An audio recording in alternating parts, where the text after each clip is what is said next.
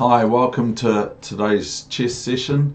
This is a game that was featured in Garry Kasparov's book, Fighting Chess. It's on page 85. It's from the Graz teams.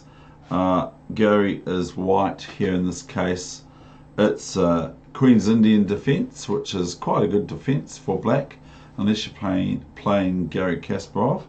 And his opponent back then was Grandmaster from USA, from the United States, Grandmaster John Fedorowicz. And so this is quite a good game. I'm going to shoot through the first initial opening moves to get to the place where it gets sort of like quite interesting. Okay, so let's go here right now. So Garry's white. This is teams play from August 1981. A3, a move that I quite like too. I have actually played this a long time ago in a Queen's Pawn opening where I played on move 3A3. Move 3A3. It went D4, D5, C4, E6, A3. And my opponent, a national New Zealand master who has now left the world, the earth, had thought for about 20 minutes on that move, and I had a lovely memory of seeing someone who was very theoretical out the back trying to analyse this move on move 3 for white. But anyway, this is Garry versus Grandmaster John. A very typical move, of course, a la Garry Kasparov. This is very much like Garry to play D5. It's typical for his break in the Queen Pawn openings. Now notice that a wee small tactic here. I was going to shoot through these moves, wasn't I? But a wee little tactic here is white does not lose a pawn here to this.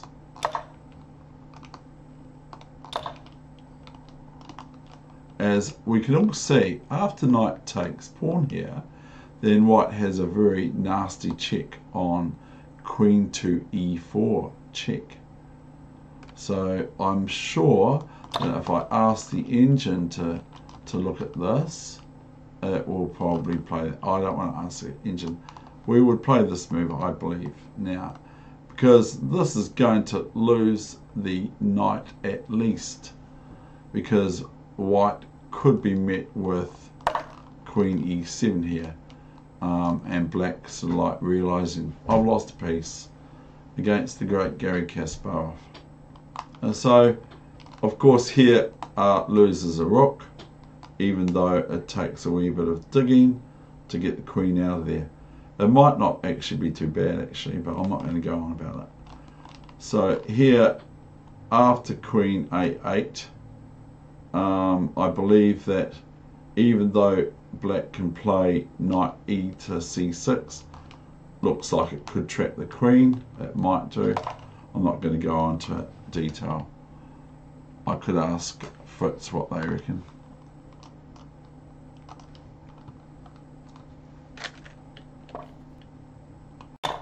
Okay, so that's what Fritz reckons under demand. Okay, let's go back. So really, it's a bit of a poison pawn for black to take on e4. Gives lots of opportunities to white. g6. It's not going to prevent queen e4, of course. Check. Even though we're not going to play that, obviously, are we? Okay. So here we have knight c3. Now we're securing the pawn on d5, so there's no chance of it really being lifted now because it's going to look pretty silly. So here we go, bishop g7 and g3. Now there's no e4 move. I would probably think of e4 and then bishop f1 and rook f1 and that sort of thing. But Garry plays g3.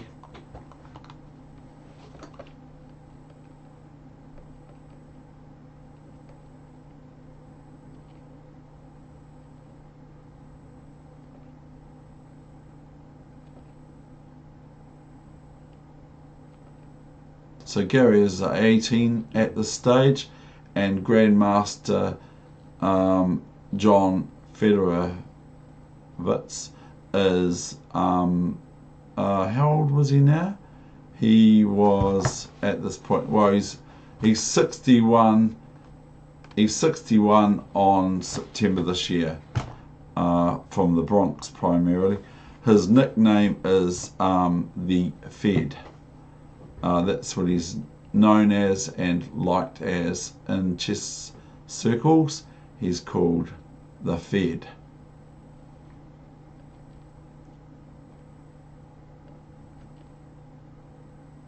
Now this bishop comes back to d2. Queen a4, which they say is a good move. And so white switches over to the queen's side, to the king's side, and a6 comes along, which would have biffed the queen away with b5 anyway.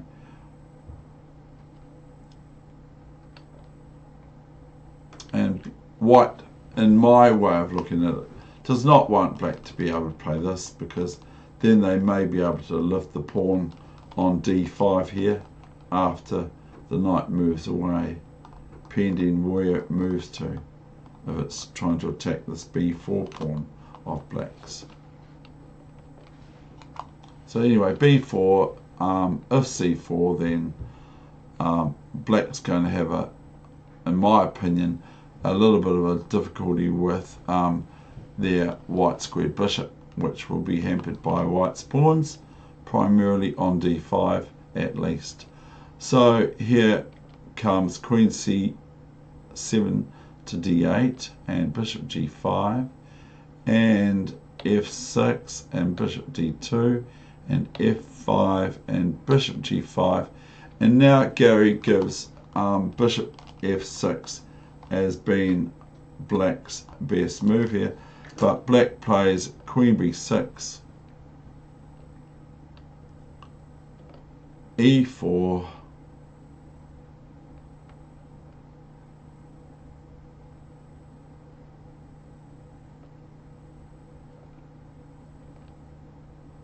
now we notice, of course, that the horse on c3 has been attacked twice, and so does Garry, of course.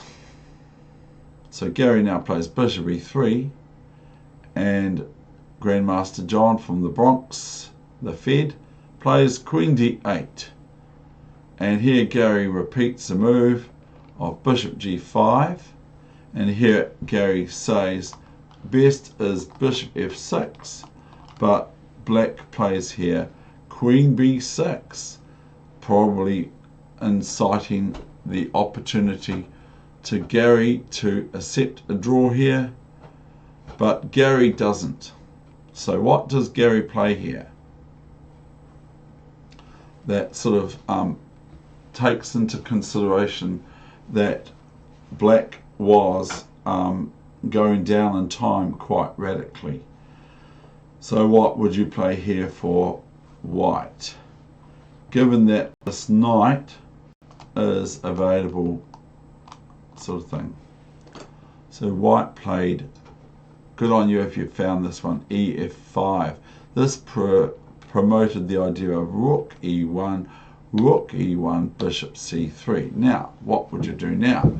Obviously, there's a nice spot for the rook to go to, the primo place for rook to always go to, and that is that there being of rook to the 7th rank to rook e7. Now, who's winning here? We could turn the engine on. We could. I'm not going to. I always chicken out because I don't want to disturb the game. Here, obviously, we're threatening for white rook d7, among other things. So the black forces play rook c4, which is now attacking white's queen, of course. Now, there are two sort of main moves here, really. Not bishop f4, probably not going to happen, but g4 and queen h3. What move would you play? So we're not going to take queen takes rook even though my friend Samson would probably just move the knight or something.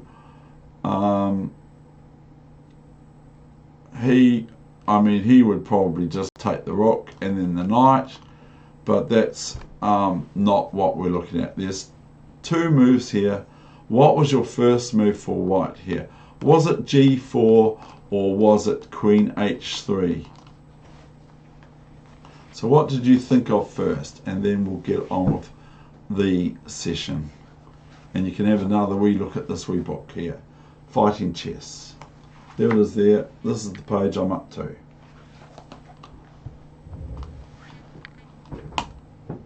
So Garry played queen h3.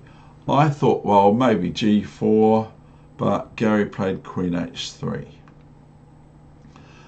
Okay, now black slips the bishop back to c8 to prevent the rook taking it on d7, the knight. That is loose at this stage. So here comes bishop c8. Now what does Garry do here?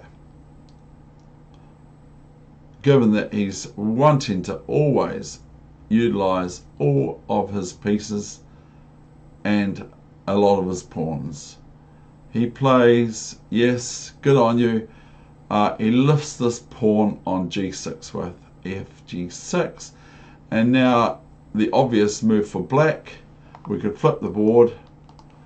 The obvious move for black is, hey, hang on, this rook is defending the bishop, so I can go here, can't I? And that looks pretty crunchy for black, because we're just threatening now the queen on h3, which looks like it hasn't got very much scope. Okay, so that's what we play. So what does white now play? Well, you know, like white can get away with a check, can't they? So white plays this check. Oh, no, they don't, do they? No, they don't. No, they play something else, which is even nicer and nicer than what I've just come up with. So what did Garry play here now? Sorry, I make mistakes. Everyone makes mistakes. Part of life. That's what chess teaches us, or me at least. Some people are perfect, though. They never make mistakes. They're either perfect, or the what's the other country? I'd ask Heather. Perfect, peace country, and then the control country, and the fun country. There's 4 countries: the peace, the perfect, or the perfect, the peace, the control country, and the fun country. And guess what country I come from? The control country, of course I do.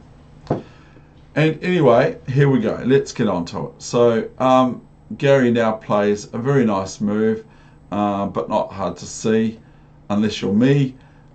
Bishop f6. Well done. And of course, if now bishop h3,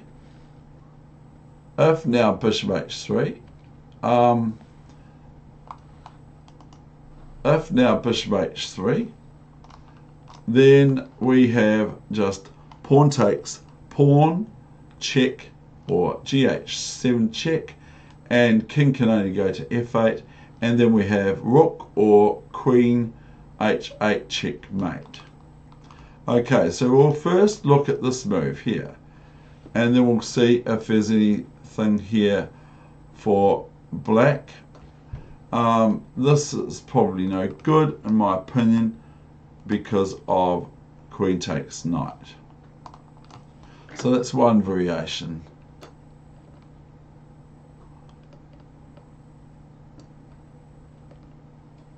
Now we have knight f6, which is still threatening the queen on h3, of course, with the bishop. So white plays gh7 check. And of course, knight takes pawn is definitely out of kilter with Grandmaster play, at least, because we just merely play queen h7 check, taking the knight on h7, and queen f7 checkmate. So here the black king can go to h8. And we have the following. Okay, we have the following. King h8. What would you play now is there is queen h6 or knight h4. What do you think Garry wanted to play? I think it's knight h4. What do you think Garry wanted to play? Because if we go queen h6, then black has a very sensible, logical move, Captain. And what would that be, I hear you ask? Well, there is a fork here, okay, which is available to white to have to look out for. So black can just go queen f2, check. And of course, king takes queen is no good, of course, because of knight g4 check. So Garry interpreted this position as saying, I'm going to play king h1. So that's what Garry was going to do. And now black is completely lost in most and all variations. This is, of course, the threat. The queen can't do anything down here, so there's no things that can happen down there. And this is the threat, of course, of queen g7, or if the knight moves, queen f8, and if the knight takes the pawn, then queen h7 checkmate, or even rook e8 check and rook f8 checkmate after the knight moves to f8, which it can't, I think, because the queen's putting the pawn. So here we go. This is the analysis. So black is just completely lost here. So that's no good. King f8, and now Garry played, of course, might as well, h8 queen, king e7, queen g7 check, and black here resigned. So that's the end of the session. Thank you very much for visiting this chess channel. I hope you enjoyed it. I never ever give up chess. So in case anyone thinks of taking up New Zealand rowing or something like that, think again. Thank you. Bye.